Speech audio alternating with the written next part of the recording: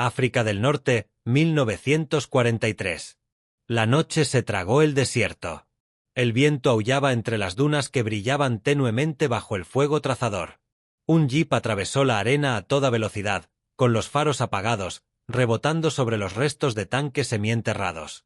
Al volante, Major General Terry de la Mesa Allen, un cigarro apretado entre los dientes, el uniforme roto, el casco faltante. No se suponía que estuviera allí. Los generales no estaban destinados a liderar desde el frente. Pero Terry Allen no creía en el supuesto. A su alrededor, la primera división de infantería estadounidense, el Gran Rojo, se encontraba enfrascado en su lucha más feroz hasta la fecha, luchando por sobrevivir contra veteranos alemanes curtidos en la batalla. Y mientras la mayoría de los comandantes permanecían a salvo tras las líneas, Allen cargaba a través del caos, gritando a sus hombres entre el humo y la arena: «Levántate y lucha. El único camino a casa es hacia adelante». Sus soldados lo llamaron Terrible Terry. No porque fuera cruel, sino porque aterrorizaba a cualquiera que creyera que la guerra podía librarse según las reglas. Washington lo odiaba. Los altos mandos del ejército intentaron someterlo a juicio militar. 2 veces. Pero cuando todos los demás planes fallaron, cuando los generales disciplinados se rindieron y la moral se hizo añicos, mandaron llamar a Allen. No luchó por medallas. Luchó por sus hombres. Y en una guerra gobernada por un orden rígido, su caos ganó batallas que otros perdieron. Esta es la historia no contada del general inconformista que el ejército de Estados Unidos intentó silenciar, y de los soldados que lo habrían seguido a través del mismo infierno. Mucho antes de la leyenda, hubo un cadete que no pertenecía allí. En punto oeste Terry de la Mesa Allen era un problema que ningún instructor podía resolver. Era brillante, cuando le importaba. Pero odiaba la autoridad. Suspendió matemáticas 2 veces, se saltó los ejercicios, les gritó a los oficiales y casi fue expulsado más de una vez. Un compañero de clase dijo más tarde: Terry no encajaba en el molde. Lo rompió, lo fundió y construyó el suyo propio. Se graduó, apenas, en 1907. Para entonces, su reputación ya estaba establecida: un genio indisciplinado, un soldado alérgico al conformismo. Cuando llegó la Primera Guerra Mundial, Allen vio la oportunidad de demostrar su valía. Pero el destino tenía otros planes. La guerra terminó antes de que pudiera entrar en combate. Mientras otros regresaban a casa como héroes, él regresó furioso, sin la única prueba que había estado esperando. Esa negación lo impulsó. Durante 2 décadas, Allen estudió la guerra como los artistas estudian la luz, obsesiva e instintivamente. En la década de 1930 ya no era el cadete indisciplinado, era un experto en guerra blindada, uno de los pocos oficiales estadounidenses que piensa en la movilidad, la agresión y la psicología del combate. Mientras otros practicaban marchas ceremoniales, Allen entrenaba el realismo. Hacía que sus hombres se arrastraran por el barro, dispararan munición real sobre sus cabezas y marcharan hasta que les temblaran las piernas. Les enseñó a pensar rápido, a moverse más rápido y a ignorar las reglas cuando la supervivencia lo exigía. Sus superiores lo llamaron imprudente. Sus hombres lo llamaron honesto. Un soldado raso dijo: no actuaba como si estuviera por encima de nosotros. Era uno de nosotros, solo que más alto. Pero la rebeldía de Allen tuvo un precio. Cuestionó las órdenes con demasiada frecuencia. Se enfrentó a burócratas. Y finalmente, fue sometido a un consejo de guerra. ¿El cargo? Incumplimiento de los estándares de capacitación establecidos. Lo exoneraron, pero no lo perdonaron. El mensaje del ejército fue claro: manténganse en la línea o no se metan. Allen no lo hizo. Redobló la apuesta. Le dijo a un amigo: prefiero equivocarme por intentarlo que estar seguro por obedecer. Luego vino 1942. Estados Unidos entró en la Segunda Guerra Mundial sin estar preparado para lo que se avecinaba. Las divisiones estadounidenses eran inexpertas, lentas y desorganizadas. Lo que el ejército necesitaba no eran más reglas. Necesitaba líderes capaces de convertir el caos en control. Y de repente, el general inadaptado que habían intentado olvidar se convirtió en el único que podían utilizar. El Departamento de Guerra entregó a Allen el mando de la 1 División de Infantería, una fuerza cruda y no probada, destinada a realizar los primeros desembarcos estadounidenses en el norte de África. La prensa lo llamó el Gran Rojo. Los hombres lo llamaron el atuendo de Allen. Desde el momento en que llegó, Allen rompió las convenciones. Ordenó a sus oficiales que durmieran en el barro con sus tropas. Prohibió las botas lustradas y las tonterías de los desfiles. Cuando un coronel se quejó, Allen espetó: «No se puede iluminar un agujero de bala, coronel. Entrene para la guerra, no para la inspección». Bebía whisky con los soldados rasos, bromeaba con los cocineros, maldecía como un mecánico y dirigía ejercicios que rayaban en la locura. Pero el efecto fue innegable. En cuestión de semanas, la moral de la división se disparó. Los soldados confiaban en él, porque él confiaba en ellos primero. Los exigió hasta el agotamiento, y luego los presionó aún más. No porque quisiera soldados perfectos, sino porque quería sobrevivientes. Una noche antes del despliegue, reunió a toda la división y dijo simplemente: «Cuando lleguemos a esa playa, verás el miedo. El tuyo. El de ellos. El mío. Pero recuerda esto: el miedo significa que aún te importa vivir. Úsalo». La multitud quedó en silencio. En ese momento, la Gran Roja dejó de ser una división.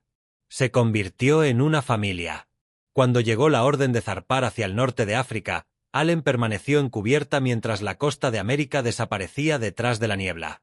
Encendió un cigarro, se volvió hacia su ayudante y murmuró: «O me juzgarán de nuevo en consejo de guerra, o pondrán mi nombre a una calle». Tenía medio razón. Pero antes de las medallas o las leyendas, antes de que sus hombres corearan su nombre en los desiertos de África, tendría que demostrar que el caos podía ganar contra el ejército más disciplinado de la tierra, el Afrika Korps de Rommel. La primera luz del amanecer se derramó sobre la costa argelina, bañando el mar con una neblina de color rojo sangre. Era el 8 de noviembre de 1942, Operación Antorcha. La primera gran ofensiva estadounidense de la guerra. Para la mayoría de los hombres de Allen, era su primera vez bajo fuego enemigo. Eran oficinistas, agricultores, jóvenes de fábrica convertidos en soldados de la noche a la mañana. Habían entrenado duro, pero nadie los había preparado para el estruendo de los cañones navales ni el olor a petróleo quemado que se cernía sobre la playa. Allen estaba parado hasta la cintura en las olas, gritando órdenes mientras las balas pasaban por encima. «Muévete. Sal de la playa. Sigue empujando». No se escondió detrás de llamadas de radio ni de un lenguaje refinado de oficiales. Gritó hasta que se le quebró la voz, abriéndose paso entre los soldados aterrorizados como un hombre que intenta sacar a sus hijos de una pesadilla. Un joven sargento dijo más tarde: «No nos gritaba. Nos infundía miedo a gritos». Para cuando el sol ya estaba en lo alto, el Gran Rojo ya se había adentrado en tierra. Las fuerzas francesas de Vichy se rindieron al anochecer. Pero la victoria no tuvo sabor dulce. Decenas de sus hombres yacían muertos en la arena. Allen caminaba por la playa en silencio, con el cigarro apagado, contemplando los cuerpos. Un capitán preguntó si deberían empezar a recopilar placas de identificación para perros. Allen simplemente murmuró: «Llévalos a casa primero. Luego los contaremos». Esa noche, bajo el parpadeo de las linternas, reunió a sus oficiales. «Mañana empezará la verdadera guerra», dijo. Y tenía razón. Semanas después, se encontraron con los alemanes por primera vez cerca de Paso de Kasserine. Fue un caos, el bautismo de fuego de los estadounidenses contra los veteranos de Rommel. La artillería rugió. Los tanques ardían como hornos. Las líneas de radio se cortaron una tras otra. Regimientos enteros se dispersaron y huyeron. Pero la división de Allen no lo hizo. Cuando su jeep se averió, tomó el mando de un semioruga y cargó directamente hacia el frente, esquivando explosiones y gritando a través del humo: «Mantén la línea. Eres el Gran Rojo, actúa como tal». Ordenó contraataques que aturdieron al enemigo, ganando horas preciosas para que el resto del ejército se reagrupara. Los periodistas escribieron más tarde que la primera división se mantenía como un muro en el desierto. Detrás del coraje había algo más profundo: la confianza. Sus hombres sabían que, si llegaba el caso, sangraría con ellos. Cuando un proyectil de mortero cayó cerca, salpicándole arena en la cara, Allen no se inmutó. Se secó los ojos, escupió arena y siguió gritando órdenes. Un oficial le rogó que retrocediera. Allen ladró: no se lidera desde atrás, se lidera donde están las balas. La frase se extendió por la división como un reguero de pólvora. Pero la victoria en Kasserine tuvo un coste oculto. Por cada historia de héroe había susurros sobre el temperamento de Allen, su desprecio por las normas, su hábito de compartir whisky con soldados rasos después de la batalla. Para Washington, eso era inaceptable. Para sus soldados, era todo. Empezaron a llamarse a sí mismos los hijos de Terry. Los entrenó con dureza, pero también se rió con ellos, maldijo con ellos, enterró a sus muertos con sus propias manos. Cuando las raciones escasearon, renunció a las suyas. Cuando los informes disciplinarios llegaron a la sede, se encogió de hombros. Están vivos, ¿verdad? Aún así, los telegramas del mando seguían llegando. Mantener el orden. Imponer la disciplina. Él ignoró la mayoría de ellos. A principios de 1943, la situación en el norte de África estaba cambiando. Los aliados habían aprendido de su humillación. Los hombres de Allen, marcados por cicatrices pero inquebrantables, encabezaron todos los asaltos importantes desde Túnez hasta Bizerta. Se habían ganado el respeto del enemigo. Según se informa, un oficial alemán capturado dijo a sus interrogadores: «Sabíamos cuando llegó el Gran Rojo. Atacaron como lobos, no como soldados». Incluso Rommel, el propio zorro del desierto, señaló en su diario que la infantería estadounidense estaba aprendiendo demasiado rápido. Pero el éxito trajo envidia. Detrás de las líneas del frente, los generales con uniformes impecables se quejaban de que Allen era demasiado cercano a sus hombres, demasiado laxo con las reglas y demasiado visible en las fotografías. Él no era la imagen de un general, era una leyenda con botas embarradas. En una reunión de oficiales, un coronel intentó criticar la informalidad de Allen. Allen lo miró fijamente y dijo: «Cuando haya sacado a un niño moribundo de una trinchera, entonces ven a decirme cómo parecer un general». La habitación quedó en silencio. Cuando finalmente cayó el norte de África, los aliados celebraron. La prensa lo calificó de triunfo. Para Allen fue algo más, una prueba de que su manera, la manera desordenada y humana, funcionaba. Miró a su división exhausta, a los hombres que lo habían seguido a través del fuego, y dijo en voz baja: «Lo lograste. Conseguiste que el ejército creyera en ti». Esa noche vitorearon su nombre, los cánticos de Terry. «Terry, Terry», resonaron por todo el campamento. Debería haber sido su momento de gloria. Más bien, fue el comienzo de su caída. Porque allá en Washington, el alto mando ya había decidido: un general que inspiraba ese tipo de lealtad era peligroso. Un general que rompió las reglas, ni siquiera para lograr la victoria, se podía controlar. Allen aún no lo sabía, pero el ejército que acababa de salvarse estaba preparando para derrotarlo. La victoria en el norte de África debería haber hecho mayor general Terry Allen un héroe. No lo hizo. Lo convirtió en una amenaza. Su Gran Rojo había pasado de reclutas novatos a guerreros endurecidos, pero también habían adoptado sus hábitos. Barbas. Puros. Fanfarronería. Sin desfiles ni botas lustradas. A los ojos de los altos mandos, parecían indisciplinados. Para el enemigo, parecían imparables. Pero en la guerra, las apariencias importaban. Y en los pasillos de mármol del cuartel general aliado, generales con uniformes impecables susurraban que Allen había perdido el control de sus hombres. Después de Túnez, Allen caminó por un campamento alemán capturado. El aire apestaba a diésel y sangre. Sus hombres reían, no por crueldad, sino por alivio.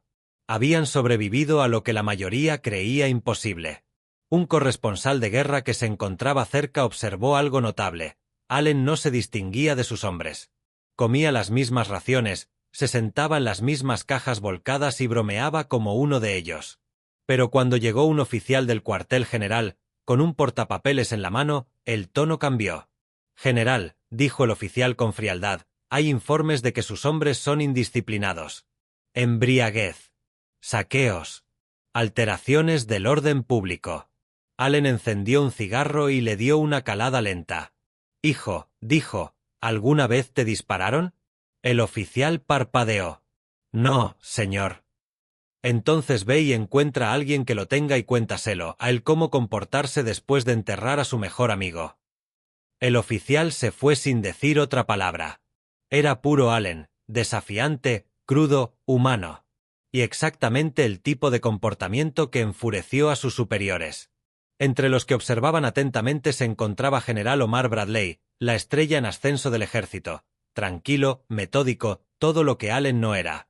Bradley respetaba el historial de combate de Allen, pero despreciaba su caos. Calificó a la primera división de infantería de demasiado salvaje y demasiado emotiva. Incluso Eisenhower, el comandante supremo, comenzó a dudar. No podía negar los resultados de Allen, pero le preocupaba que su reputación manchara la imagen del ejército en el extranjero. Allen sintió la tensión. Escribió en su diario de campo: «Quieren pulir, no sangre. Pero el pulido no gana guerras». Mientras tanto, los hombres le adoraban. Cuando corrieron rumores de que Washington podría reemplazar a su general, los soldados garabatearon grafitis en los camiones: «Sin Allen no hay pelea». Los periodistas también lo adoraban. Artículos en Estrellas y Rayas lo pintó como el general común y corriente. Un titular decía: «El general de tropas, amado por sus hombres, odiado por sus superiores». Fue concebido como un elogio. Para el Departamento de Guerra, era una insubordinación impresa en tinta. Una noche de principios de mayo de 1943, Allen recibió un sobre sin marcar. Dentro había una carta del cuartel general, relevado del mando. Con efecto inmediato. Sin explicación. Sin ceremonia. Solo exilio. Se quedó mirando las palabras durante un largo rato, luego dobló cuidadosamente el papel y lo guardó en su bolsillo.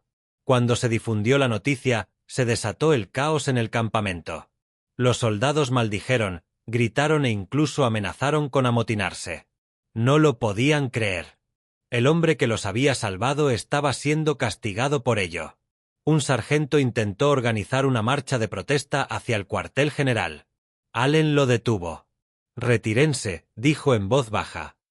«Lo someterán a un juicio marcial, y ya he tenido bastantes por los dos».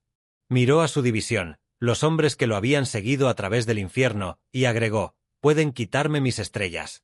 No pueden quitarme lo que construimos». Cuando su jeep salió del campamento esa tarde, toda la división se alineó en el camino en silencio. Sin órdenes. Sin ceremonias. Solo filas de soldados saludando al hombre que les había enseñado a sobrevivir. Mientras el vehículo pasaba, una voz gritó: «Nos vemos en la próxima guerra, señor». Allen no se dio la vuelta. Simplemente levantó la mano en respuesta, un pequeño saludo, que quedó en el aire.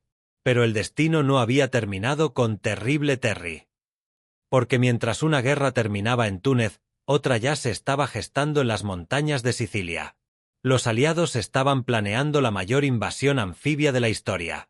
Y mientras circulaban las listas de comandantes disponibles, alguien, quizás Eisenhower, quizás pura suerte, anotó un nombre que se negaba a morir: Allen Terry de la Mesa. El mensaje llegó semanas después: «Preséntese al mando». Nueva asignación. Le estaban dando otra oportunidad, pero no la gloria de la primera división. Esta vez, se haría cargo de una unidad verde, sin probar, la 104 División de Infantería, pronto apodado el Lobos de Madera. Sus órdenes eran simples: entrenarlos, guiarlos y tratar de no romper más reglas. Allen sonrió cuando lo leyó. «Inténtalo», dijo en voz alta, encendiendo otro cigarro. «Ya veremos». Miró la carta otra vez. Las esquinas se curvaban por el calor. «Creen que me han domesticado», murmuró. Luego, más suave, casi orgulloso: «Mostrémosles cómo es realmente la vida salvaje». La guerra le daría un escenario más. Una última oportunidad para demostrar que el verdadero liderazgo no se enseña en West Point, se gana en la tierra, rompiendo una regla a la vez. Julio de 1943. Operación Husky. El Mediterráneo bullía con naves de invasión. Los reflectores se abrían paso entre las olas mientras el estruendo de la artillería resonaba desde los acantilados. El primer avance aliado hacia Europa estaba en marcha, y en algún lugar de aquella tormenta, una silueta familiar se asomaba sobre la borda de un buque de transporte, con un puro brillando en la oscuridad. Terry Allen había recibido una última oportunidad. Un nuevo mando. Un nuevo ejército. Y una reputación que rescatar. Su misión, azotar al 104 División de Infantería, los Timberwolves, en forma. La mayoría de sus hombres eran reclutas, adolescentes recién salidos de la preparatoria. Nunca habían disparado un tiro con ira. Los otros generales esperaban que se rindieran. Allen vio algo más. Creen que son unos niños, les dijo el primer día. Cuando termine, los llamarán lobos. La campaña de Sicilia fue un caos desde el principio. Las embarcaciones de desembarco se dispersaron en la oscuridad, los tanques se atascaron en la arena y las líneas de comunicación se interrumpieron bajo el fuego alemán. En medio de la confusión, el jeep de Allen se estrelló contra la playa. Saltó, gritando entre el rugido de las olas: «¡Seguime, hijos de puta!». Sin mapa. Sin plan. Solo instinto. Esa única carga soldó su nueva división en una noche. Sus Timberwolves peleaban como si hubieran nacido para ello, grupos pequeños, moviéndose rápido y golpeando más fuerte. Allen les enseñó a pelear por la noche, para convertir la oscuridad en un aliado. Mientras otras divisiones esperaban el amanecer, sus hombres se deslizaban entre las sombras, cortando líneas telefónicas, atacando puestos de suministro y desapareciendo antes del amanecer. Un oficial alemán capturado admitió más tarde: llegaron como fantasmas. Nunca supimos cuándo estaban cerca. Pero no fueron solo las tácticas las que diferenciaron a Allen, también fue la presencia. Nunca dio órdenes desde una tienda de mando. Él caminó la línea. Si un equipo de ametralladoras se quedaba en silencio, él se arrastraba hasta ponerse a su lado. Cuando un pelotón de morteros perdió su cargador, él mismo recogió los proyectiles. Una vez, un soldado lo encontró curando a un herido bajo fuego. «Señor», balbuceó el soldado, «no debería estar aquí». Allen sonrió a través del humo. «Chico, debería haber muerto hace 3 guerras. Pásame esa venda». Su coraje era contagioso. Un soldado dijo más tarde: «Si el viejo pudo mantenerse en pie bajo ese fuego, diablos, yo también podría». A mediados de agosto, la campaña estaba al borde del colapso. Las unidades aliadas estaban exhaustas, el calor era insoportable y la malaria se propagaba. Luego vino el contraataque alemán cerca de Troina. Tanques y artillería atacaron las laderas donde la línea de Allen estaba expuesta. En lugar de retirarse, se movió adelante. Reunió a sus compañías gritando: «Nadie ceda hasta que yo lo diga». Cuando los proyectiles explotaron cerca, se rió y gritó: «¿Ves? No pueden dar ni un céntimo». Ese humor negro evitó que los Timberwolves se derrumbaran. Cuando finalmente llegaron los refuerzos 2 días después, encontraron que la división de Allen todavía resistía, sucia, sangrando, intacta. El ejército no podía negarlo. El hombre al que consideraban no apto para el mando acababa de realizar una de las defensas más duras de la campaña. Aún así, incluso en la victoria, Allen siguió siendo Allen. Celebró con sus tropas, pasando una botella a lo largo de la fila. Cuando un periodista le preguntó si había bajado el tono desde su último juicio marcial, sonrió con suficiencia. «No puede someter a un consejo de guerra a un fantasma, hijo». Pero en privado, había cambiado. La guerra había quemado parte de su arrogancia, dejando tras de sí algo más profundo: la gratitud. Había visto morir a demasiados jóvenes demasiado rápido como para seguir fingiendo que la guerra era cuestión de gloria. Por la noche, escribía cartas a casa para los soldados que no podían hacerlo. Visitaba el hospital de campaña todas las mañanas. Nunca olvidaba un rostro. Un médico recordó que le susurró algo a un cabo moribundo: «Hiciste tu trabajo, hijo. Lo hiciste de maravilla». Eso es lo que realmente era Terrible Terry, no un rebelde en busca de fama, sino un hombre que comprendía que en la guerra la humanidad era más rara que el heroísmo. En otoño, el avance aliado hacia la península italiana había comenzado. La división de Allen fue reasignada para prepararse para la invasión de Francia. Antes de partir, el propio Eisenhower realizó una visita. Miró a Allen de arriba abajo, el uniforme manchado de barro, el cuello desabrochado, el inevitable cigarro, y dijo secamente: «Sigues infringiendo las normas, Terry». Allen sonrió. «Señor, por eso ganamos».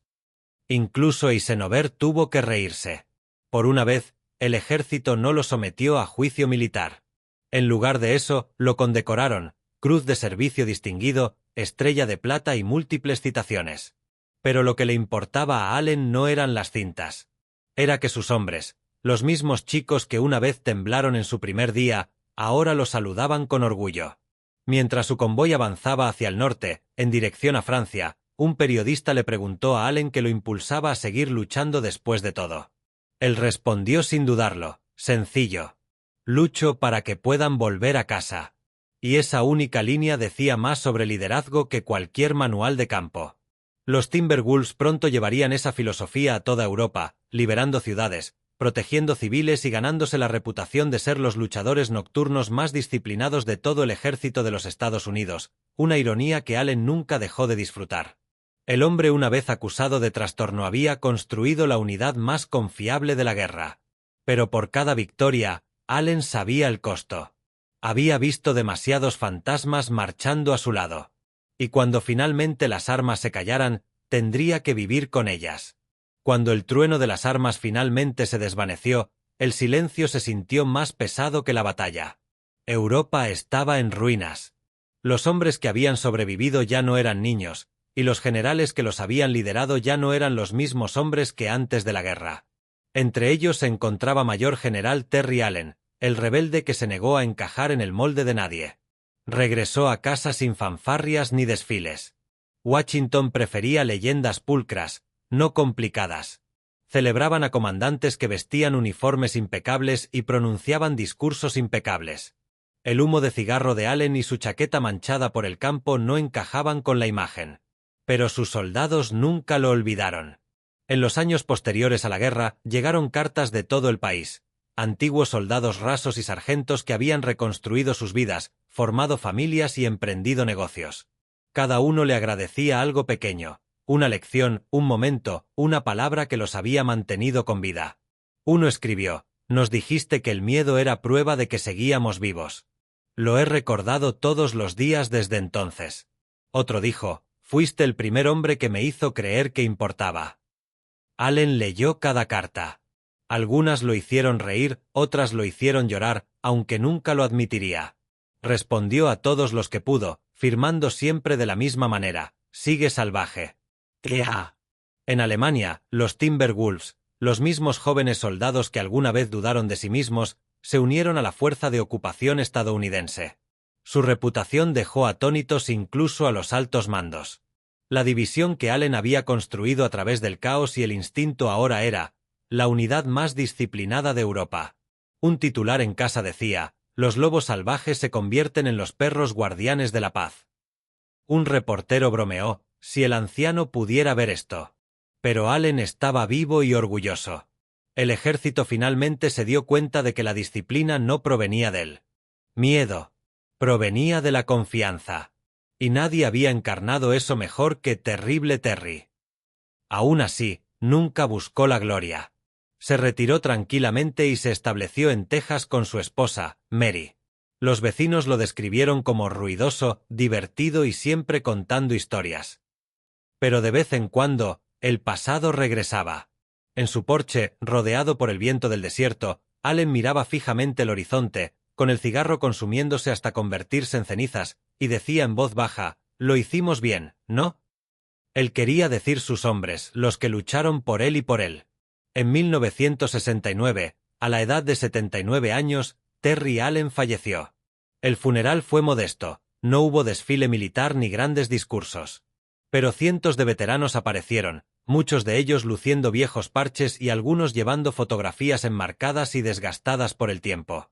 Mientras la Guardia de Honor doblaba la bandera, un sargento anciano susurró: «Fue el único general que nunca olvidó lo que significaba ser uno de nosotros». Y eso, más que las medallas, más que el rango, fue su legado. Porque Terrible Terry no cambió el ejército a través de la política ni de las políticas públicas. Él lo cambió a través de la gente. Demostró que el verdadero liderazgo no se basa en la autoridad, sino en creencia. Que los soldados luchan más duro por comandantes que los ven como seres humanos primero y uniformes después. En las décadas siguientes, su nombre desapareció de los libros de historia, pero vivió en las historias de los cuarteles y en las leyendas de las fogatas. En Vietnam, un sargento le dijo a su pelotón: Lidera como Terry.